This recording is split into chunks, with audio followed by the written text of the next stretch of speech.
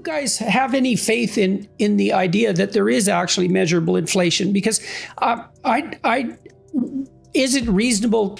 I don't understand inflation. There's a basket of goods and services that are calculated. The price of them is calculated every year. But what's in that basket of goods and services seems to me to be a relatively arbitrary choice. I mean, what makes you think that there has, in fact, been objectively reliable inflation, say, over the last 30 years, given, for example, that many manufactured goods and so forth have got dramatically cheaper? Now, I know housing in many places has skyrocketed, to a tremendous degree, but do you really feel that the currency has become corrupted, and that you can, and what do you rely on to make that case? What data do you rely on?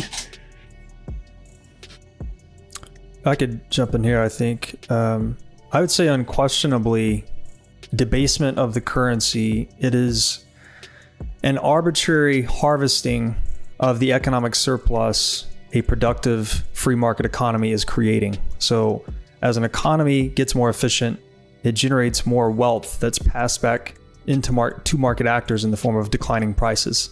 So we're getting smarter at making chairs, smarter at providing services, electronics, all these things. But by printing money, you're basically stealing claims on that economic surplus and doling it out arbitrarily. So we could say another way to think about this is that the free market itself, as you've described, Jordan, it's a distributed computing system. So we all have our 120 bits per second conscious attention span. You multiply that out by 8 billion market participants. That is the cognitive power of the free market. Right. I want to emphasize that because it's such an important point, and it could easily be skipped over, because there are people who admire the ideas of central planning, and you think, well, maybe there's 40 people doing your central planning, and so maybe they're the smartest people in the world and they're doing your central planning, but they have to calculate on the fly a virtually infinite amount of information if they don't have free market prices at their disposal. They have to calculate what metal is worth, what nails are worth, what labor is worth, what rubber is worth, what cleanup is worth, what nursing is worth, et cetera, and they have to do all those comparisons, and they have to do those computations, and there's actually no way even technically of doing that, and the alternative is to distribute that calculation across a virtually infinite number of actors, or actors in the billions at least, and let every single person act as a computational device and sum all that. And that's what the free market does. It's not even in principle replaceable by a logical cognitive mechanism. I can't see how it is. That's exactly right. It's not even possible that a centralized bureaucracy, a centralized computing model can compete with a distributed computing model of the free market. We could actually, in fact, say that the free market is a pure economic democracy. People are voting by buying and selling, and whatever price is generated on any given asset, that's effectively the truth of what it trades at. Any intervention on that, any regulation, any pricing czar, as they had in the USSR, you move along that spectrum towards an economic tyranny, where we have now the arbitrary wishes of a few overriding what the free market democracy is selecting.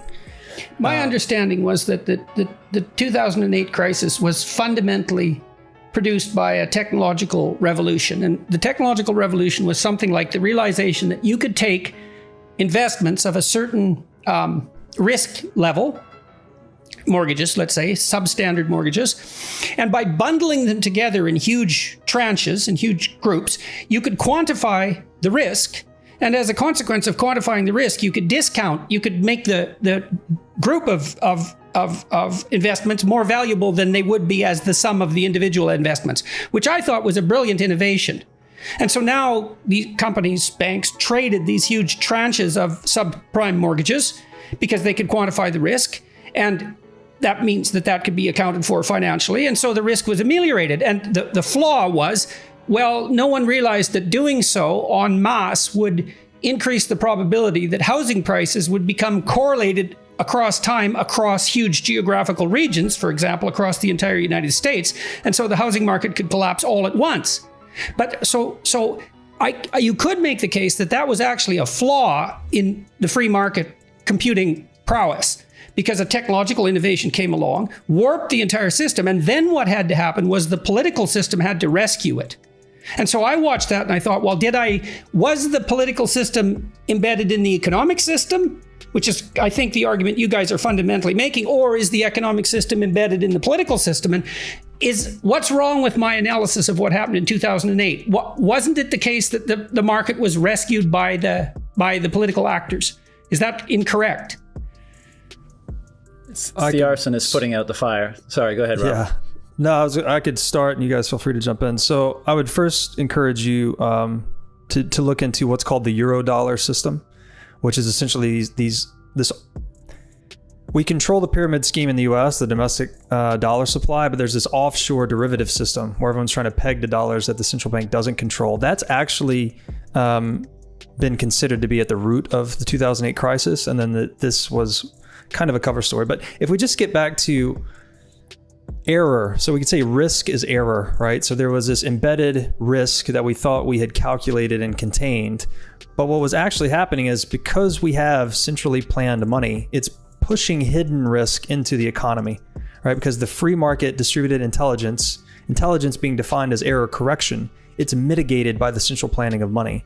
So these hidden risks accumulate, and that's why we've had increased volatility since 1971. We have these huge economic booms. We print a bunch of money. Inflation runs hot, but so do assets. Everyone thinks they're doing really well. And then we have these catastrophic retracements back to economic reality.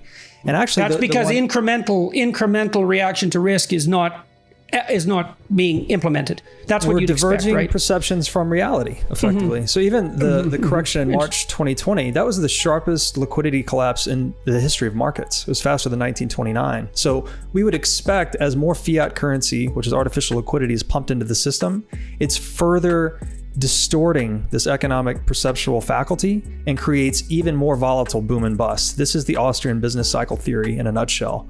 And the only way to resolve this is to let the free market clear errors. That's what it does. That's what consciousness does too, by the way. So you can think of the free market as our interconnected consciousnesses mediated by the price signal. When you disturb the price signal, our consciousnesses become divided and we have increased errors and blow-ups. Well, that's why I suggest to people that they don't engage in deception, because they distort the value signals and they warp their own consciousness. It's a very dangerous thing to do. That's right. Because you only use deception That's exactly what money does. That's exactly what fiat money does. Fiat currency is a living lie. That's it in a nutshell. Okay, so let's talk practically for a bit. So, and then we'll return to the central discussion. I mean, Elon Musk has recently objected to Bitcoin on the basis of, and maybe is this a flaw? Bitcoin becomes more and more expensive to produce as we proceed through time. And the consequence of that is that we do, in fact, use up more energy, or at least that's in one form, which is computational energy. Maybe we gain that back and, efficiencies within the market itself. You could argue that. But what do you think about Musk's recent decision with regard to Bitcoin? I would love to jump in on that because I have written about that extensively. And I think what you said is exactly right, that Bitcoin is a map of value, so to speak. And what's so interesting about Bitcoin is that Bitcoin is both the map and the territory. And as I've said before, in the informational realm, we cannot link, usually, we cannot link the map to the territory.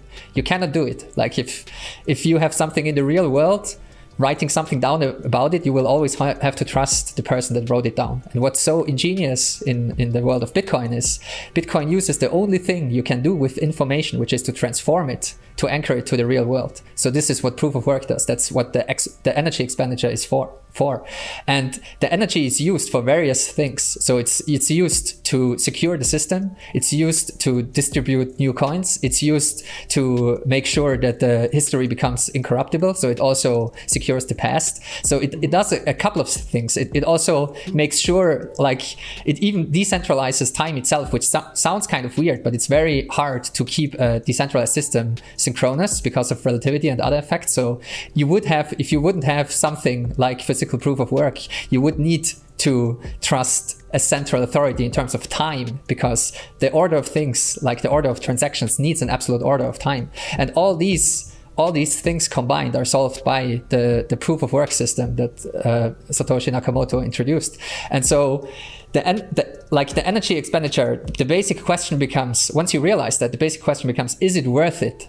And society in general, Use the word. That's the yeah, question. That's the question. society in general asks this question about all kinds of things, like, are cars worth it? Are smartphones worth it? Is the internet worth it? All these things, they take up a lot of energy, and Bitcoiners argue that Bitcoin is definitely worth it for this, for the sound money aspect alone. Musk is determining by fiat that it isn't. Well, I Instead of mean, letting the market decide. it's very hard to decipher what Musk meant with his recent comments, because Tesla is still holding a lot of Bitcoin on their balance sheet. I think it's about $2 billion worth in Bitcoin, and they don't intend to sell any.